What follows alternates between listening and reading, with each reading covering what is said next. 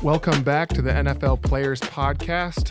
I'm Zach Miller, and I'm lucky enough to be joined by Aaron Goldberg, who is a CFP and one of my fellow colleagues here at AWM. So first off, just a little bit about Aaron. He was on the PGA Tour, in the Canada Tour, the which one is this? The Korn Ferry Tour. The Korn Ferry Tour. Every tour out there. Good. Yeah, I'm an NFL guy and a part-time golfer that I don't swing very well, but I definitely try to hack it up out there. So I appreciate you being on the podcast. Like myself, Aaron has so much experience as an athlete, and he's turned advisor, a wealth advisor here at AWM. He's a CFP. That's the thing I'm really going for is I've passed the exam, but I don't have the experience requirements like he has. So we just kind of want to go over a tax planning strategy that a lot of athletes miss out on, and it's called the individual 401k. For NFL athletes, we have endorsement income. So endorsement income could mean anything from trading card deals, appearances, Nike money, Under Armour money, all that money they give you, they're going to send you a 1099 for that. And I know in the golf world, that's all your income. Could you expand on that, Aaron? Yeah, just as you said, for golfers, all your income is 1099. You're an independent contractor. We're not an employee of a team like an NFL player. So when a athlete or golfer, loose term athlete there, when they get paid, one of our best strategies to try to defer some of the taxes, because if we're playing well out on tour, we're going to be in those highest tax brackets just like you guys are, and we want to defer that tax if we can. So we're going to use what's called an individual 401k so we can maximize how much money we can put in, also take advantage of something called a backdoor Roth IRA that I'm going to let Zach explain. And take advantage of some other strategies that we have with those. It sounds like from a NFL player standpoint, there's only so much you can do with your W-2 income, but on the endorsement income, that's where you can really optimize your plan and make a difference there where if you have an advisor that maybe just does the bare minimum or just gets by, is probably going to miss these types of things where you're not optimizing your plan. Can you tell me a little bit about that? Yeah, so the NFL, even the rookie minimums, you're in the top tax brackets. You're in the highest rate. So your endorsement income, that money you make doing those appearances, doing all those things that sometimes you don't want to do, you're going to get 40 to 50% of that money is going to go to the IRS. That's money taken by the tax man. So what a wealth advisor does is, and it's why you have a CFP as a wealth advisor is, they evaluate your whole financial structure, and that includes tax planning. We've thrown the term around tax alpha, and so many of the advisors, they just show your returns, and those aren't after-tax returns. Your broker, he doesn't want to do any tax planning. He doesn't get to bill on that, so he's not going to do tax planning.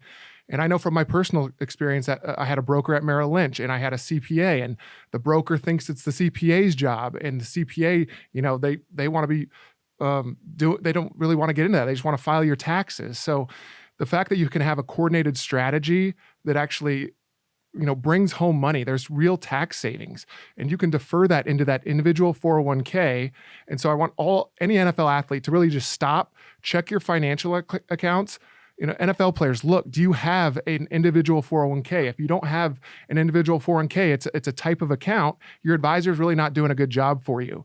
And if you see a SEP IRA in there, as Aaron was talking about earlier, he's not being the most optimized he can for your situation, because with the SEP IRA, you can't do a backdoor Roth, which is something, both these things I missed out on as a player, which would be, this value of these things would be hundreds of thousands of dollars. Currently, I would have from in these accounts that I would have saved in taxes that I end up just basically overpaying in taxes. And you don't get any special treatment from the government for overpaying taxes. So, Aaron, is there anything you want to add about individual 401ks as it relates to a golfer?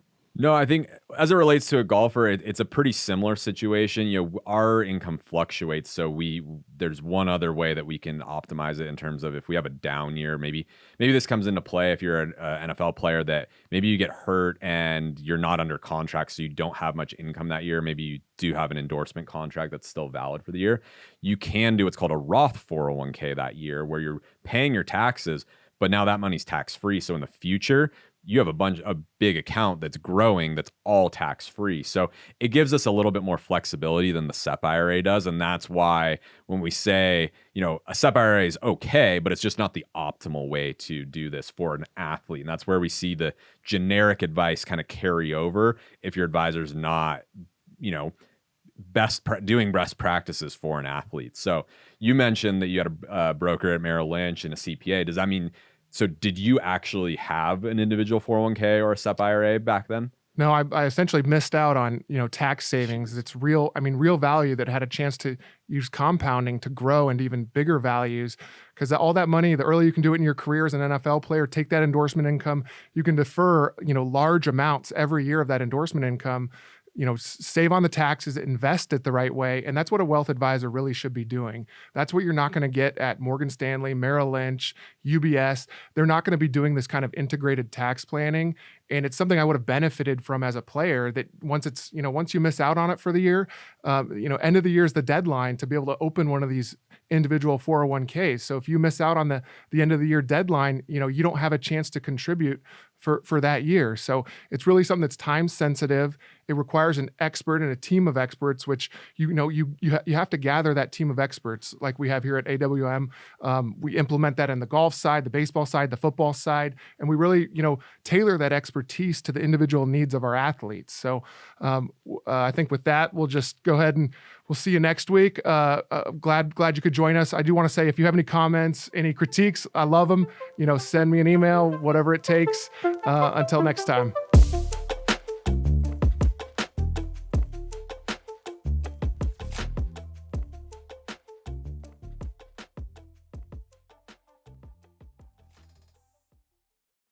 The information in this podcast is educational and general in nature and does not take into consideration the listener's personal circumstances. Therefore, it is not intended to be a substitute for specific individualized financial, legal, or tax advice. To determine which strategies or investments may be suitable for you, consult the appropriate qualified professional prior to making a final decision.